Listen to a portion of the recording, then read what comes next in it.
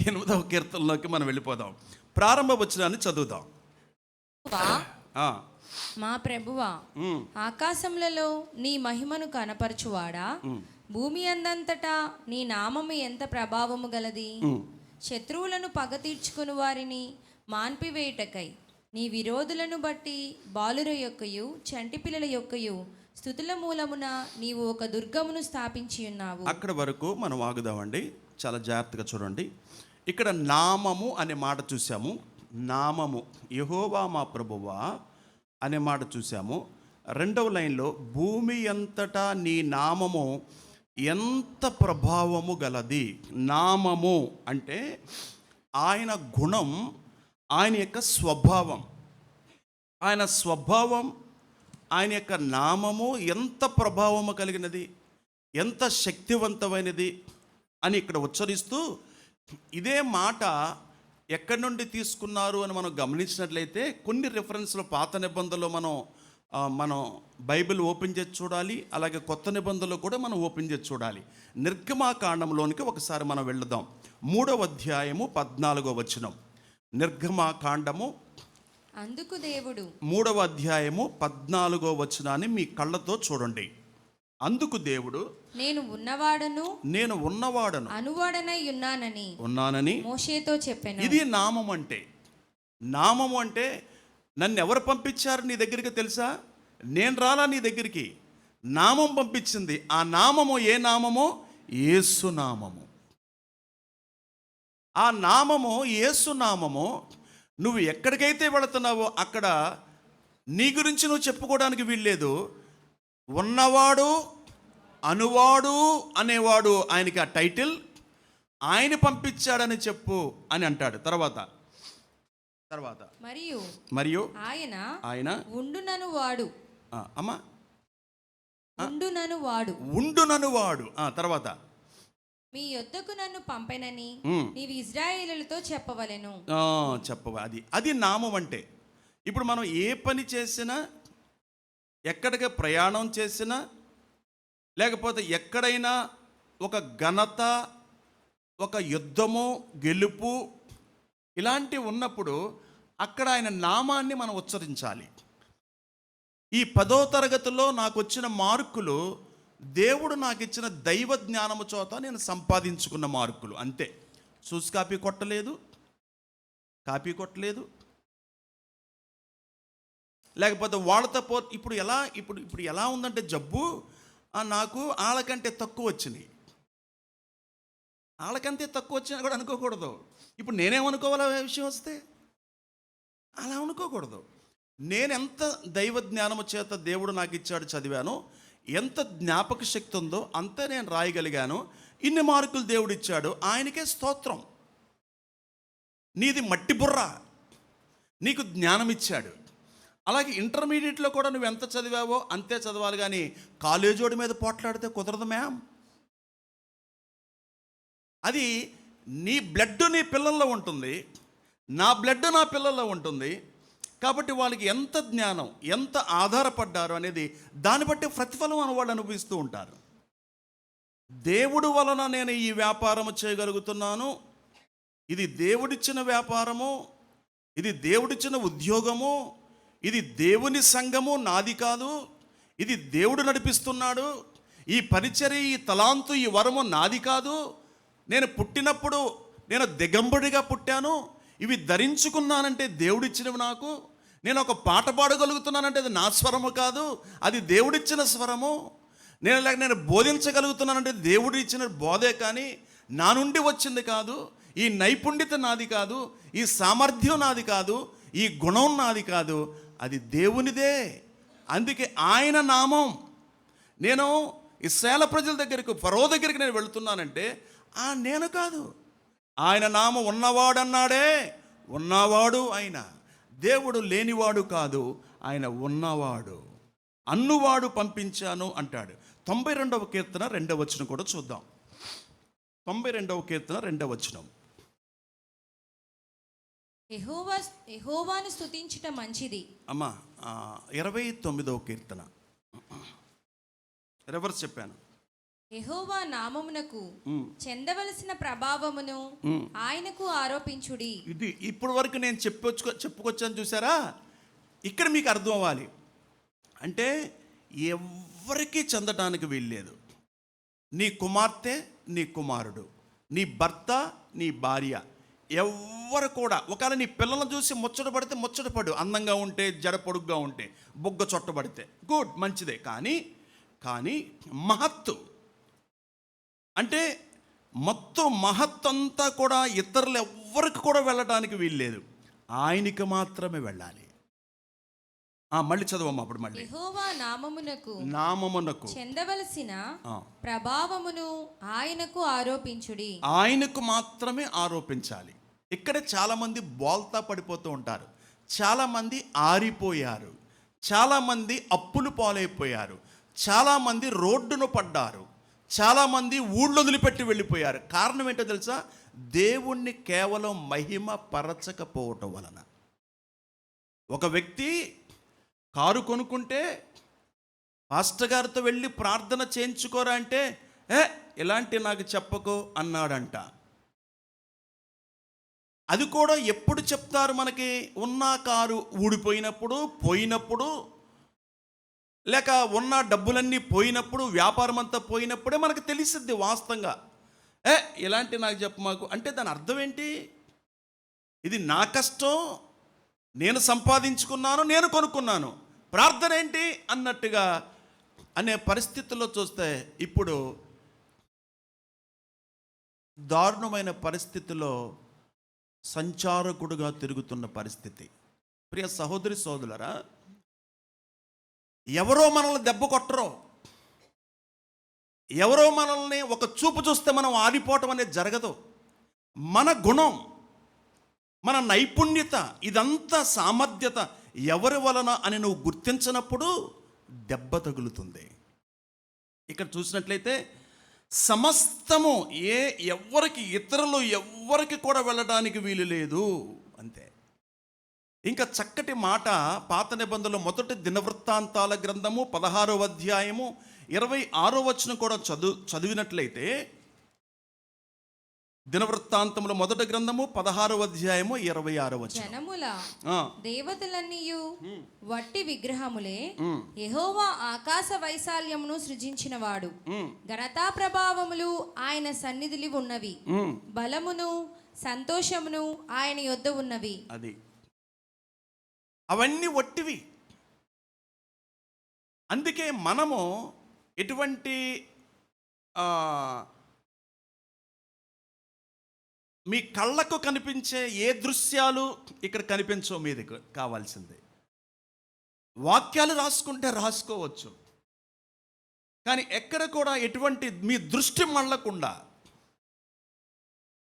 కేవలం ఆత్మయున్న దేవుడు అంటే మీరు ఆరాధించేవాడు బొమ్మ కాదు,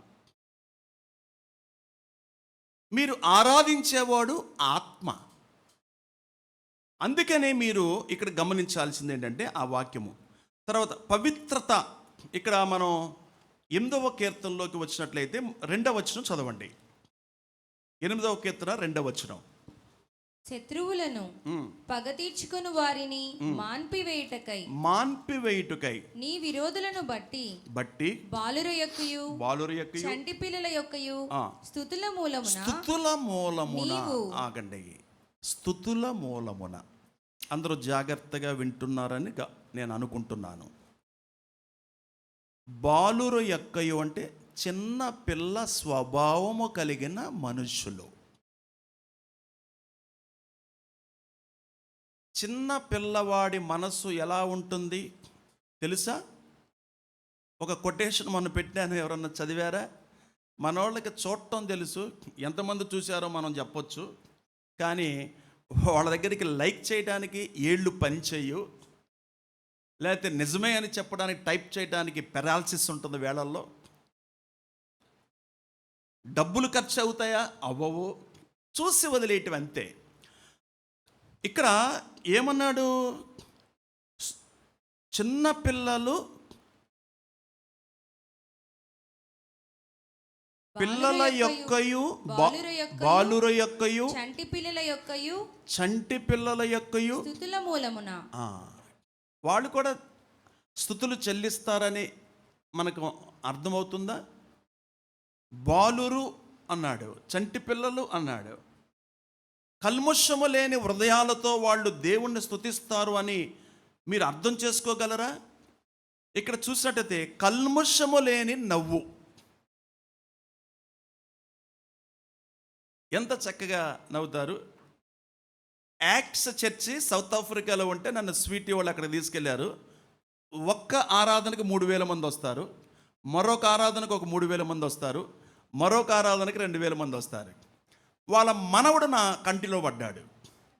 ఆ మనవడిని లాక్కొని ఎత్తుకుంటే వాడు 2 నిమిషాలు 1 నిమిషం దాకా చూశాడు. 3వ నిమిషం నన్ను చూసి నవ్వాడు. ఆ వీడియో కూడా మీకు పెట్టాను, మీరు కూడా చూసి నవ్వుతారేమో అని.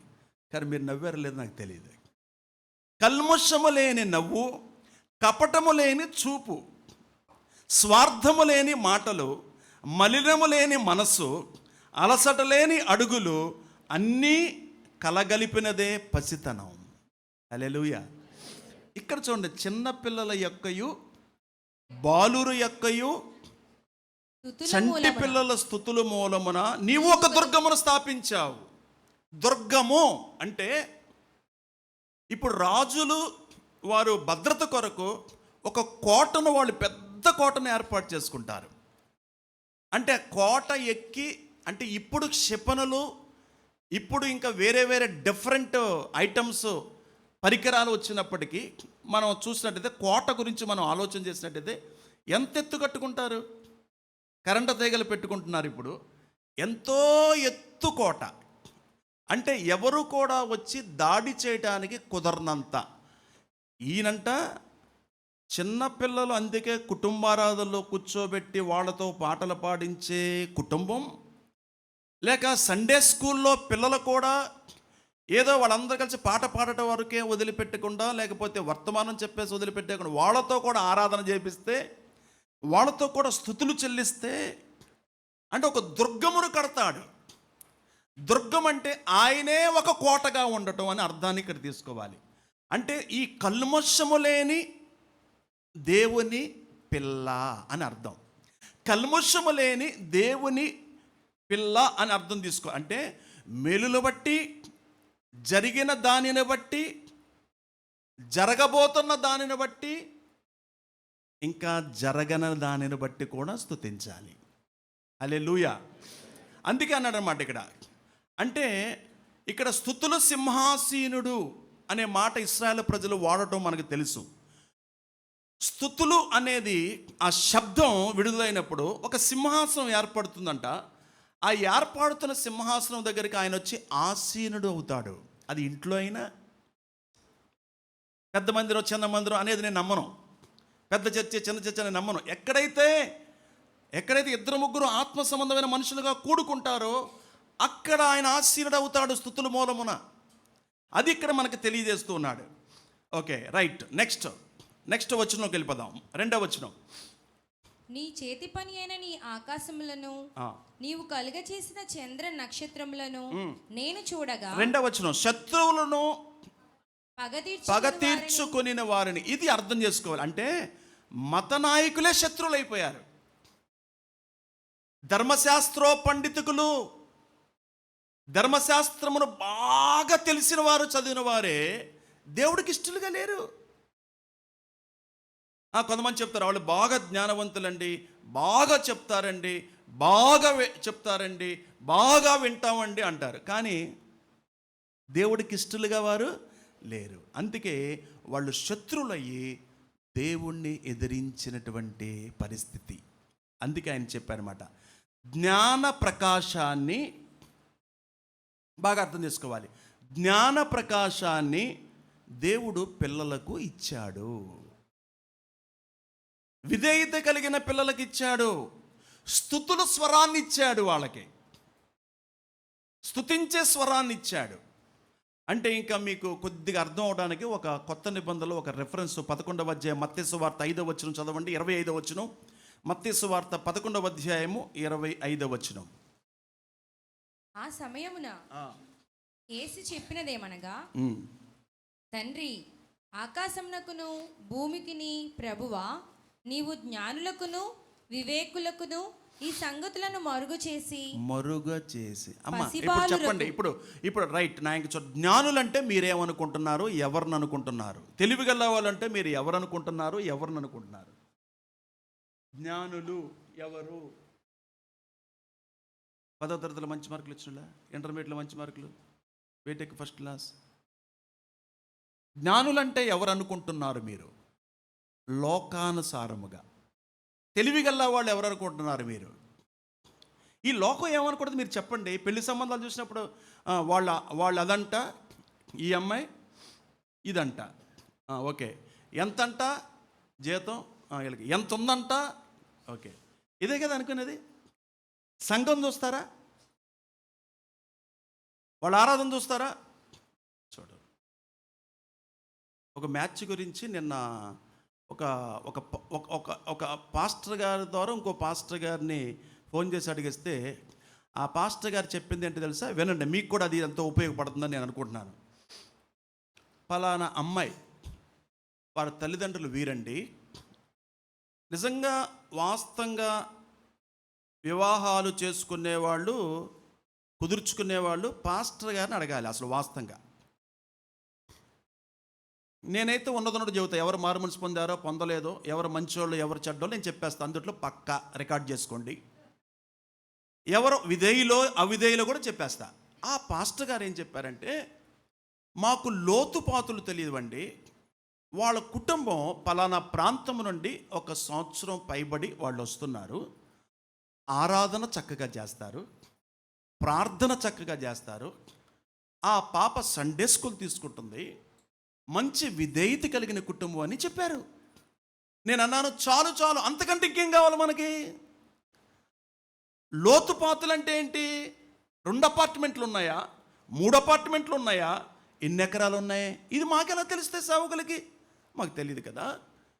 ఫిక్స్డ్ రేట్ చేశారా? మాకు తెలియదు కదా. అంతే, చాలు చాలు చాలు చాలు. అంటే సంఘములో ఒక కుటుంబం గురించి సాక్ష్యం బయటికి వెళ్ళటం అంటే ఇదండి సాక్ష్యం. అక్కడ చూసారండి 11వ అధ్యాయం 25వ వచనం, మళ్ళీ చదువుతారా?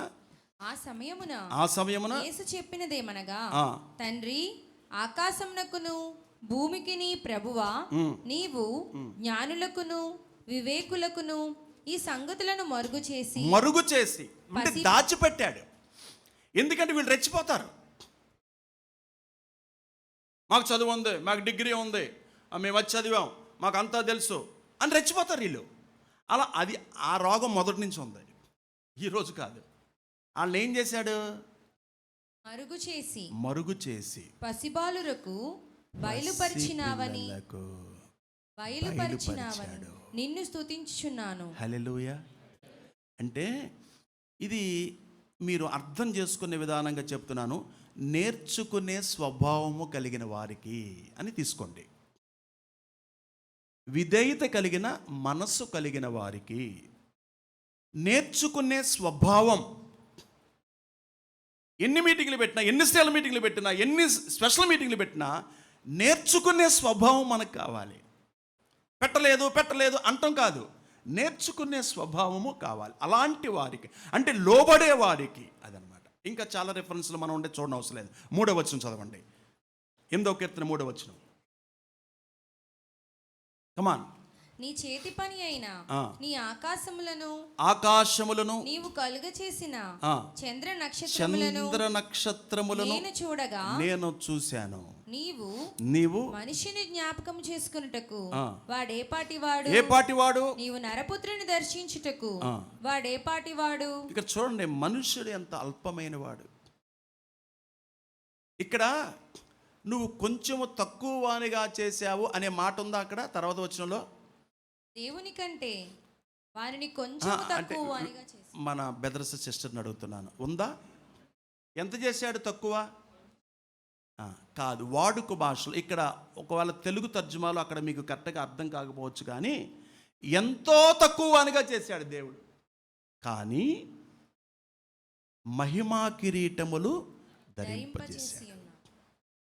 మనుషులు జ్ఞాపకం చేసుకోవడానికి నీవు ఏ పాటివాడు అంటే ప్రకృతి నుంచి పాఠాలు నేర్చుకోమని 19వ కీర్తన మొదటి వచనం నుంచి ఆకాశములు దేవుడి మహిమను వివరిస్తున్నాయి, అంతరిక్షము ఆయన చేతి పనిని ప్రచురపరుస్తున్నాయి. ఎలా ప్రచురపరుస్తున్నాయి? పగటికి పగలు, రాత్రికి వాటి కొలనులో భూమి అంతటా వ్యాపించాయి. అదనమాట దేవుని వెలుగు అనే సువార్త ఆసియా ఖండం టు ఆఫ్రికా ఖండం భూమి అంతటా వ్యాపించాలి. సువార్తీకరణ స్టార్టెడ్ టు సౌత్ ఆఫ్రికా టిజియా ట్రస్ట్ ప్రోగ్రామ్. తెలీదు రేపు యూరప్ ఖండానికి వెళ్ళొచ్చు, తెలీదు. మనిషి ఏ పాటి వాడు జ్ఞాపకం చేసుకోవడానికి? ఆఫ్టర్ ఆల్ నువ్వెంత, నీ చదువెంత? నీ భాషే సరిగ్గా రాదు, మాట్లాడడం రాదు, ఇంగ్లీష్ రాదు, కానీ ఈ ధైర్యం దేవుడు అనుగ్రహించకపోతే, ఈ సామర్థ్యము టాలెంట్స్ దేవుడు ఇవ్వకపోతే మనిషి ఏ పాటి వాడు? యెషయా గ్రంథంలో భలే మాట ఉంటుందండి. 40వ అధ్యాయము 26వ వచనం చూసినట్లయితే 40వ మీ అధ్యాయం. కన్నులు పైకెత్తి చూడుడి, ఆ, వీటిని ఎవడు సృజించెను? అది అడుగుతున్నాడు, మనల్ని అడుగుతున్నాడు. మనందరం చూడాలి, మనందరం తలదించుకునే వారముగా ఉండకూడదని మీరు తలెత్తుకొని పైకి చూడండి. వీటిని ఎవరు సృజించాడు? వీటి లెక్క చొప్పున వీటి లెక్క చొప్పున వీటి సమూహములను ఆ, బయలుదేరి చేసి వీటన్నింటికి నీ పేర్లు పెట్టి పేరులు పిలిచువాడే కదా. పెట్టి పిలిచువాడు. అదే. ఇంకా చాలా టైం మనకి వివరణ ఎక్కువ అవుతుంది. అనిల్ సునీల్ అన్న గారు వచ్చేసారు. ఆ మనుష్యుడు అల్పుడు, బలహీనుడు. మొదటి ఆదాములో కొంతవరకు నెరవేరినప్పటికీ రెండవ ఆదాము గారైన యేసుక్రీస్తులో నెరవేరుతూ కొత్త జాతి అంటే మనమే. క్రొత్త నిబంధన సంఘం కొత్త జాతికి నాయకుడు ఆయన. ఇప్పుడు మన నాయకుడు ఎవరు? ఆయనే. మనకు రాష్ట్ర నాయకులు, దేశ నాయకులు ఎవరు లేరు. మనకి మన నాయకుడు ఎవరంటే ఆయనే. మన నాయకుడికి కారు మీద స్టిక్కర్ అవసరంలా, మన నాయకుడికి బళ్ళు మీద స్టిక్కర్లు అవసరంలా. మన నాయకుడు హృదయంలో ఆయన ఉంటాడు. ఆయన కొత్త జాతి నాయకుడు. అందుకే అంటాడు అన్నమాట 9వ వచనం. ఈ 9వ వచనం మన అందరం నోటుతో చెప్పగలిగితే మనం ధన్యులం. 9వ వచనం 8, 9 కీర్తన. సముద్ర మార్గములలో ఆ, సంచరించు వాటిని ఆ, వాని పాదముల క్రింద నీవు ఉంచి ఉన్నావు. ఆ. యెహోవా యెహోవా మా ప్రభువా, మా ప్రభువా, భూమి అందంతటా భూమి అంతంతటా నీ నామము ఎంత ఎంత ప్రభావము గలది. హల్లెలూయా. 3500 కిలోమీటర్ల ఎత్తులో విమానం వెళ్తుంటే ఆ విమానంలోంచి కళ్ళుతో ధైర్యం చేసుకొని కిందకు చూస్తే కింద ఉన్నాయి మేఘాలు. మో ఏంటది? ఆ పైనుండి మళ్ళీ మనం తమాయించుకొని మళ్ళీ తిన్నగా చూసుకుంటూ టీవీ అంక మళ్ళీ మర్చిపోవాలి. కానీ అలా చూస్తే అమ్మో గుళ్ళు జల్లు ఉంటుంది అనమాట. మర్చిపోవడమే. కళ్ళు మూసుకోవడం 4 గంటలు 5 గంటలు అయిపోవాలి. ప్రభా దిగిపోవాలి, అంతే. ఇది పడమే. అంతేగాని నేను ఇన్ని కిలోమీటర్ల పైన వెళ్తున్నాను, కిందంతా మా వాళ్ళు ఉన్నారు అని చూస్తే బీబీ డౌన్ అయిపోద్ది అనమాట. మర్చిపోవడమే. కళ్ళు మూసుకోవడం, కూర్చోవడం, దిగిపోవడమే. నిజంగా ఊహించుకోవడానికి మనకు అందదు, మన మేధస్సుకి అందదు. అందుకే ఈ మాట మనందరం భూమి అంతటా అనండి అందరూ, భూమి అంతటా నీ నామము ఎంత ప్రభావము గలది అన్నాడు. ఎంత ప్రభావము గలది అన్నాడు. అదనమాట. ఎంత వారు ధన్యులు. ఆ ఒక్క మాట చెప్పి మీరు దేవుని రోజు స్తుతిస్తే మీరు ధన్యులు. నేను ఎంత స్తుతించానో ప్రభువుకు తెలుసు. మీకు చెప్పాలంటే కూడా మనకు టైం చాలదు. ఆయన మాత్రమే ఎరుగును. నేను ఎంత స్తుతించానంటే ప్రతి సందర్భాన్ని బట్టి స్తుతిస్తూనే ఉంటాను, స్తుతిస్తూనే ప్రభు దగ్గరికి వెళతాను, స్తుతిస్తూనే ఖండాలు తిరిగి వస్తాను. అందరికీ వందనాలు. ప్రభు ఈ లేఖను దీవించును గాక.